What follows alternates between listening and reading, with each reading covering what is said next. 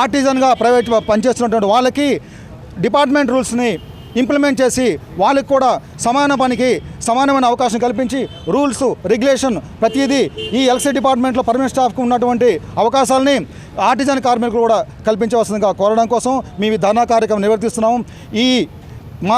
మా నిరసన కార్యక్రమం మేనేజ్మెంట్కి మరియు ప్రభుత్వం దృష్టికి మీ ద్వారా తెలియజేసి దానిని మాకు న్యాయం చేయవలసిందిగా కోరుతున్నాము.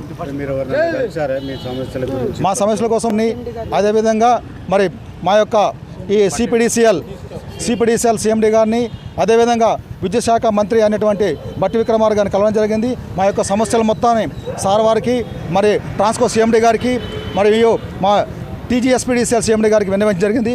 వాళ్ళ పరిశీలనలో ఉందని చెప్పేసి అంటున్నారు. కానీ అది ఎంతవరకు వాళ్ళు మాకు పాజిటివ్ వస్తుందా లేదా నమ్మకం లేక మేము అజిటేషన్ కార్యక్రమం మేము ప్రయత్నం చేస్తున్నాం. కాబట్టి మీడియా ద్వారా మా యొక్క సమస్యను రాష్ట్రం ద్వారా ప్రభుత్వానికి మా మేనేజ్మెంట్కి దృష్టికి తీసుకెళ్లాల్సిందిగా కోరుతున్నాము.